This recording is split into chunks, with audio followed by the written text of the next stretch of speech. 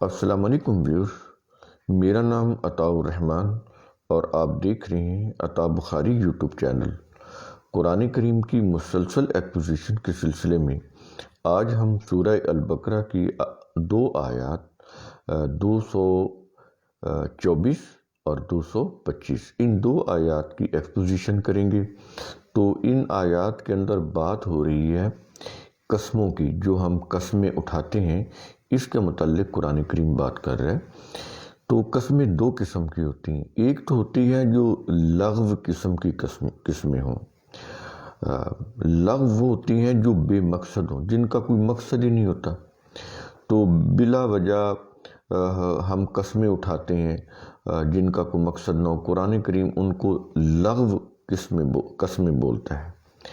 تو ایک تو یہ والی قسمیں ہوگی، اور دوسری یہ ہوتی ہیں جو اس طرح کی قسمیں ہوتی ہیں کہ جو ہم بڑا سوچ سمجھ کر کوئی قسمیں بولتے ہیں، کوئی کام کرتے ہیں، تو ان کے اوپر کوئی قسمیں اٹھاتے ہیں، کوئی وعدے وعید کرتے ہیں، کوئی کمٹمنٹ کرتے ہیں، کوئی عہد و پیمان کرتے ہیں، جو کام ہم نے کوئی کرنے ہوتے ہیں، تو جو بامقصد کام ہے ان سے متعلق جو ہم وعدے وعید کرتے ہیں، ایک وہ والی قسمیں ہیں۔ تو دو قسم کی قسمیں ہوگی۔ یہاں پر قرآن کریم اس کے متعلق بات واضح کر رہا ہے، تو کہہ رہا ہے کہ وَلَا تَجْعَلُوا اللَّهَ عُرْضَةً لِأَيْمَانِكُمْ۔ یہ ایمانکم اس کا مطلب ہے تم جو قسمیں اٹھاتے ہو ان کی بات کر رہے ہیں کہ تم اللہ کو نشانہ نہ بنایا کرو اپنی قسموں کے معاملے میں۔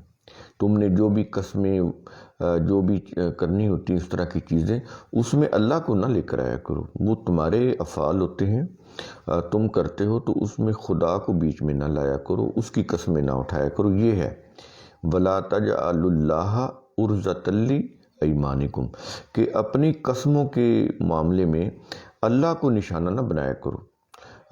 جیسے ہمارے ہاں عادت ہوتی ہے بات کے اوپر ہم اللہ کی قسمیں اٹھانے لگ جاتے ہیں یقین دلانے کے لیے، یا کوئی ایسی لغو قسم کی قسمیں جن کا کوئی سر پیری نہیں ہوتا، بے مقصد قسم کی ہم قسمیں اٹھاتے ہیں خدا کی۔ تو کہتا ہے کہ اس معاملے میں بچو، یہ چیز نہیں کرنی چاہیے۔ اور آگے کہہ رہا ہے کہ یہ پھر بتا رہا ہے عام طور پر اس قسم کی جو قسمیں ہوتی ہیں وہ فیملی میٹر میں ہوتی ہیں۔ آپ نے دیکھا ہوگا کہ وہ جو ہمارا جو گھریلو نظام ہے اس کے اندر یا برادری میں اس طرح کی جو چیزیں ہوتی ہیں، لوگ اس طرح کی قسمیں اٹھاتے ہیں۔ کاروبار میں بھی یہی کچھ کرتے ہیں، جو اپنی جو جتنا بھی چیزیں بیچنی ہوتی ہیں غلط، وہ پھر قسمیں اٹھا کر، اسی طرح گھریلو معاملات میں بھی وہ اس طرح کی باتیں کرتے ہیں اور اللہ کی قسمیں اٹھاتے ہیں۔ اس سے اللہ روک رہا ہے کہ یہ کام نہیں کرنا چاہیے۔ تو آگے کہہ رہا ہے کہ آگے بتا رہا ہے کہ کس قسم کی قسمیں، یہاں تین قسم کی وہ بتا رہا ہے کہ اس طرح کی چیزیں نہ کیا کرو، مثال کے طور پر بتا رہا ہے یہاں پر۔ یہ نہیں کہ یہ صرف ان تین امور کی بات کر رہا ہے، اوورال کر رہا ہے، لیکن مثال تین چیزوں کی کہہ رہا ہے۔ ان تبرو، یہ کہ تم نیکی نہیں کرو گے، ایک یہ بھی قسم ہوتی ہے، اٹھاتے ہیں۔ تو وہ کہتے ہیں کہ ان تبرو، کہ تم نیکی نہیں کرو گے، وتتقوا، تم تقوی نہیں اختیار کرو گے۔ یہ تقوی ہم نے کئی دفعہ بتایا ہے، اللہ کے قوانین کو سامنے رکھنا، اس کے مطابق اپنا کام سر انجام دینا۔ تو ایک قسم تو یہ ہوگی کہ تم نیکی نہیں کرو گے، یہ تو ان تبرو میں ہو گیا، اور دوسری یہ کہ وتتقوا، تم تقوی نہیں اختیار کرو گے، اور تیسری ہے وتصلحوا بین الناس، تم لوگوں کے درمیان صلح نہیں کراؤ گے۔ اب یہ دیکھیں، یہ جو تین قسم کی جو قسمیں قرآن بتا رہا ہے، اس طرح کی قسمیں لوگ اٹھاتے ہیں۔ میں مثال کے طور پر کہ جیسے کوئی نیکی کی، آگے سے اس کا کچھ صلہ برا نکلا ہے، یا جس کے ساتھ نیکی کی، اب انسان کے اندر یہ امید ہوتی ہے کہ یہ مجھے اس کا ریٹرن جو ہے وہ اچھا خاصا واپس کرے، کہ آپ نے اس کے اوپر کوئی نیکی کی، احسان کیا، تو اب وہ چونکہ اس کی توقع پوری نہیں ہوئی جس نے وہ احسان یا نیکی کی، تو اب کیا ہوا، اس نے پھر کہا کہ جی میں آئندہ کے بعد یہ نیکی نہیں کروں گا۔ اسی طرح تقوی ہے، اور اسی طرح لوگوں کے درمیان صلح کرانا ہے کہ جی ہمیں کیا پڑی ہے، ہم کیوں صلح کرائیں، میں نے تو قسم اٹھا لی ہے کہ میں تو آئندہ کے بعد کسی کی صلح نہیں کراؤں گا۔ تو وہ کہتا ہے اس طرح کی قسمیں جو ہیں یہ بے مقصد ہیں۔ تو کہتا ہے اس طرح کی قسمیں نہ اٹھاؤ اور اس میں خدا کو نشانہ نہ بناؤ۔ بات یہ ہے کہ جتنے بھی لوگ اس طرح کی قسمیں اٹھاتے ہیں، آپ نے دیکھا ہوگا موسٹلی لوگ جو ہیں بات بات پر قسمیں اٹھانے والے وہ جھوٹے لوگ ہوتے ہیں، معاشرے میں ان کا کوئی مقام نہیں ہوتا۔ جو لوگ بھی بات بات پر قسمیں اٹھاتے ہیں کوئی ان کے اوپر اعتماد نہیں کرتا۔ اور پھر ایک عام مت بھی ہے کہ قسمیں اٹھانے والے لوگ عموماً جھوٹے ہوتے ہیں، تو وہ کاروباری معاملات میں ہوں یا وہ گھریلو معاملات میں ہوں۔ تو عام طور پر یہی مشاہدہ کیا گیا ہے کہ جتنا بھی جھوٹا ہوگا، جتنا ہی جھوٹا ہوگا اتنی زیادہ وہ قسمیں اٹھائے گا۔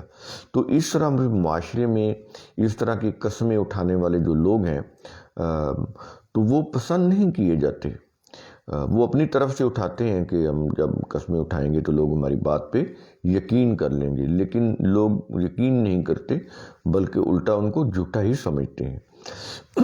تو یہ 3 قسم کی چیزیں یہاں پر قرآن بتا رہا ہے کہ اس طرح کی قسمیں نہ اٹھاؤ اور اس میں اللہ کو نہ لے کر آؤ، اللہ کو نشانہ نہ بناؤ۔ یہ تو آیت ہوگی اس طرح سے، اور آگے کہتا ہے واللہ سمیع علیم، اللہ جو ہے وہ جاننے والا اور علم رکھنے والا ہے۔ تو اس سے کیا مراد ہے؟ یہ اللہ سے مراد اللہ کا قانون، اور اس قانون کی روح سے اگر اسٹیٹ کے اندر کوئی نظام نافذ ہے تو یہ پھر اس نظام کی روح سے بھی آ جاتا ہے کہ وہ نظام جو ہے لوگوں کی حوصلہ افزائی کرے کہ اس قسم کی قسمیں نہیں اٹھاتے، خدا کو اس کے بیچ میں نہیں لے کر آتے، خدا کی قسمیں نہیں کھا کر ایسی باتیں نہیں کرتے۔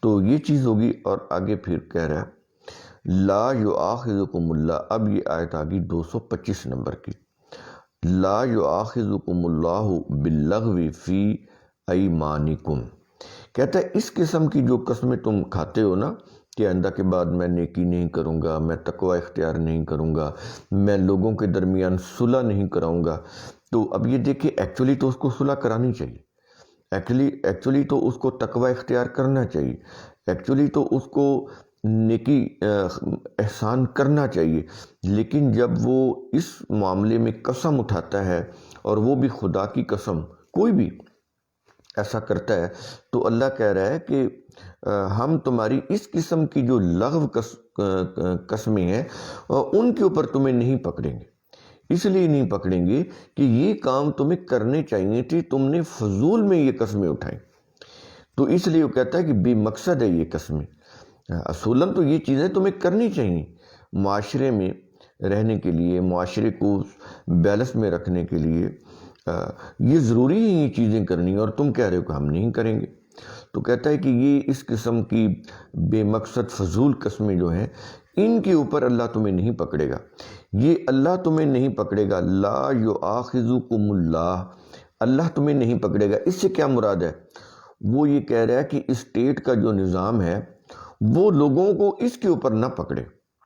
دیکھیں جب تک آپ قرآن کو انسانی زندگی سے ریلیٹ نہیں کریں گے، کوئی آسمانوں سے اوپر کوئی کتاب بنا لیں گے کہ وہ تو جب قیامت آئے گی تو اس کے بعد اس کا کوئی معاملات ہیں اس کے مطابق ہوں گے، تو بالکل غلط ہے یہ چیز۔ یہ اس کو آپ ریلیٹ کریں گے ہماری جو سوشل لائف ہے اس کے ساتھ، ملک کے قانون کے ساتھ، ملکی آئین کے ساتھ اس کو آپ ریلیٹ کریں گے۔ تو لا یؤاخذکم اللہ کا کیا مطلب ہوا؟ یہ نہیں کہ اللہ آ کر اس کو پکڑے گا یا نہیں پکڑے گا، یہ بات نہیں ہے۔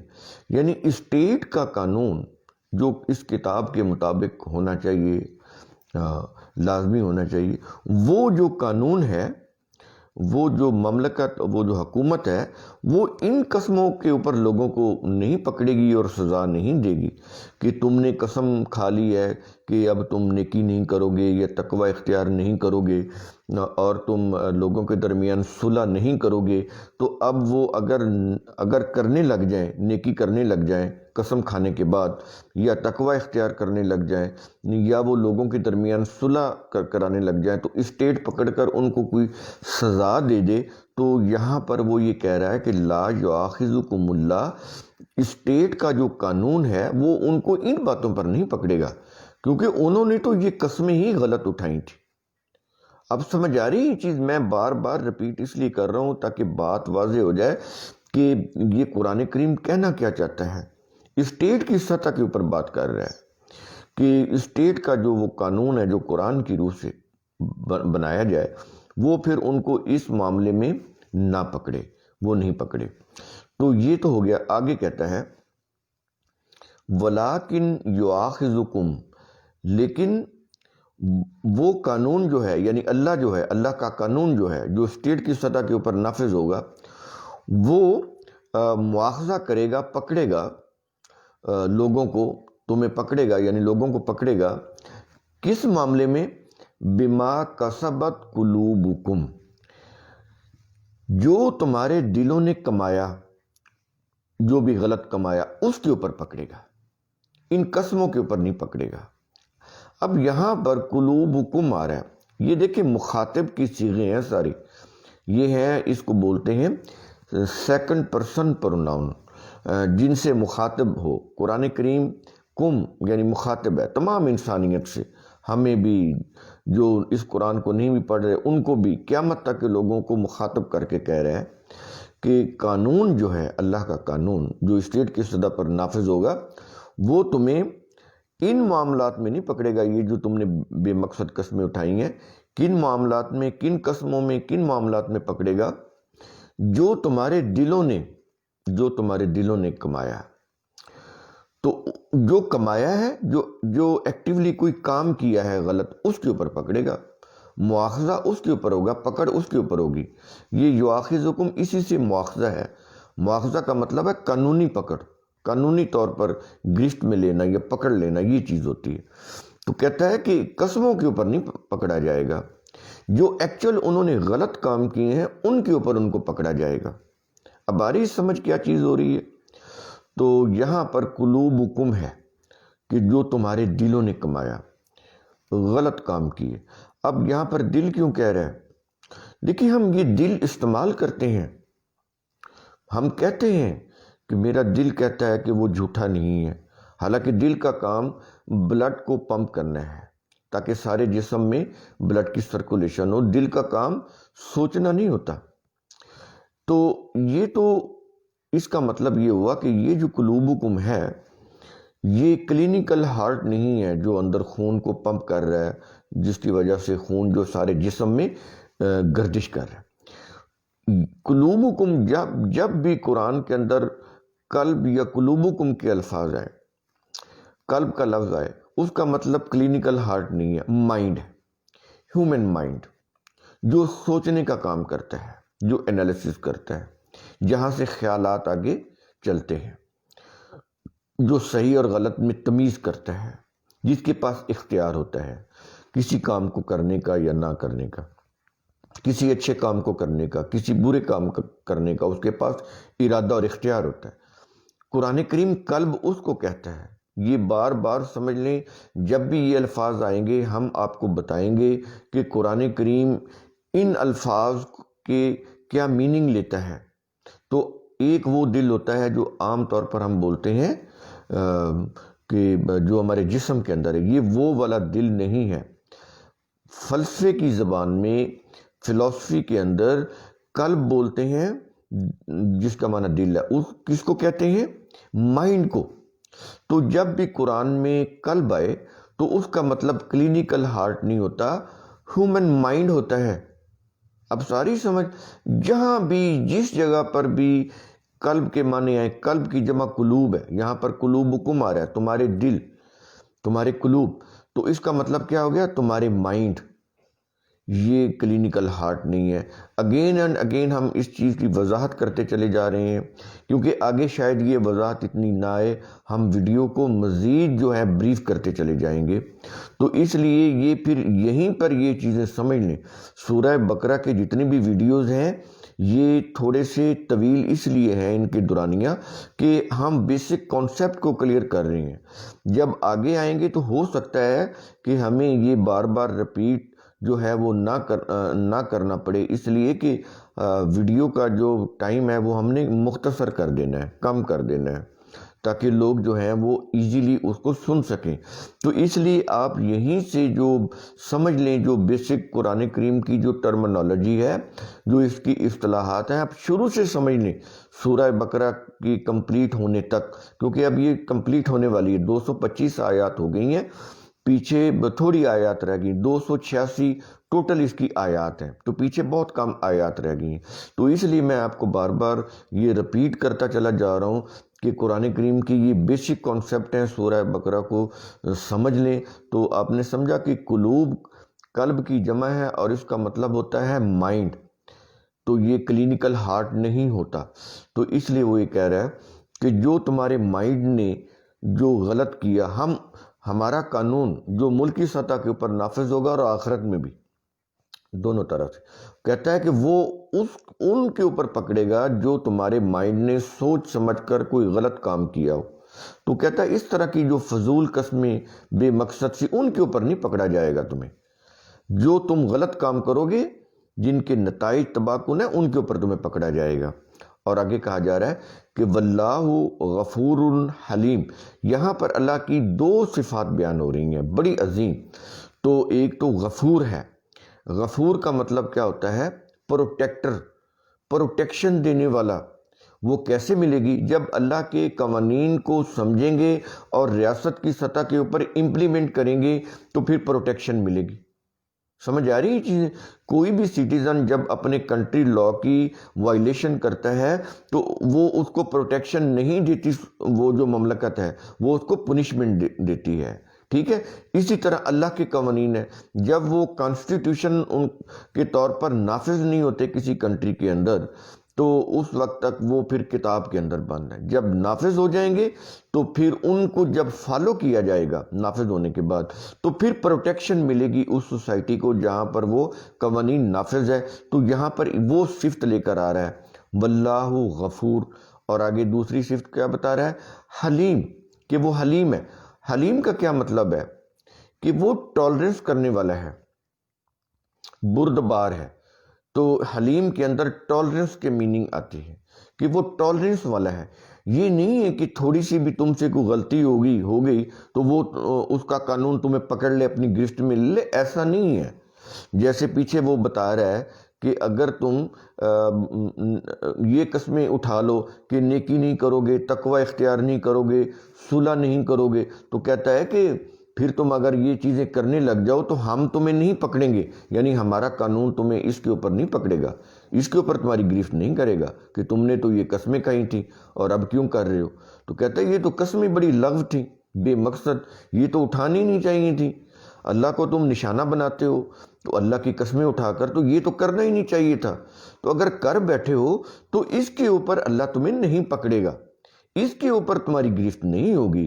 اس کو واضح کرنے کے لیے اللہ جو ہے آخر میں یہ دو لفظ لا رہا ہے کہ واللہ غفور حلیم، کہ جب تم اللہ کے قوانین کو فالو کرو گے، اسٹیٹ کی سطح کے اوپر نافذ کر کے اس کو فالو کرو گے تو واللہ غفور، تو اللہ پھر اللہ کے قانون سے تمہیں پروٹیکشن بھی ملے گی، اور وہ جو ہے وہ حلیم بھی ہے، اس کے اندر ٹالرنس بھی ہے۔